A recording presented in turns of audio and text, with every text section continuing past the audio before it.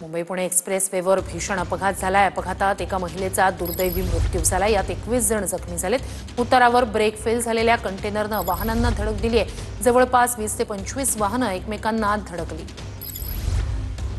अधिक या सगळ्या संदर्भात जाणून घेऊया आपले प्रतिनिधी राज वैशंपायन यांच्याकडनं।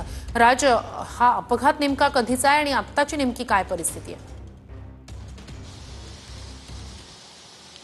नक्की श्रुती, आपण जर पाहिलं तर मुंबई पुणे लेनवरती नवीन बोगद्याजवळ ट्रकचा अचानक ब्रेक फेल झाल्यामुळे अपघात झालेला आहे। ट्रकचा अचानक ब्रेक फेल झाल्यामुळे जवळपास 20 ते 25 वाहनांना या ट्रकने धडक दिलेली आहे। आपण पाहतोय धडक दिल्याच्या नंतर या वाहनांची काय अवस्था झालेली आहे। अत्यंत गंभीर परिस्थिती या ठिकाणी निर्माण झाली होती। तात्काळ पोलीस मदतीच्या साहाय्याने या गाड्या ज्या आहेत त्या बाजूला काढण्यात आलेल्या आहेत। अचानकपणे या ट्रकचा ब्रेक फेल झाला होता। जवळपास 3 किलोमीटरच्या परिसरामध्ये हा जो ट्रक आहे हा वाहनांना फरफटत घेऊन गेला। जवळपास याच्यामध्ये 25 ते 30 वाहनांचं जे आहे ते गंभीर नुकसान झालंय आणि त्यामध्ये जवळपास 22 जण जखमी झालेत।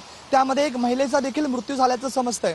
आपण पाहिलं तर कशा पद्धतीमध्ये या गाड्यांचं जे आहे ते नुकसान झालेलं आहे। मुंबई लेनवरती नवीन बोगद्याजवळ हा प्रकार सगळा घडलेला आहे। नवीन बोगद्यापासून ते अगदी फुडमॉलपर्यंत जवळपास 3 किलोमीटरच्या परिसरापर्यंत हा ट्रक चालक जो आहे तो वाहनांना फरफटत गेला।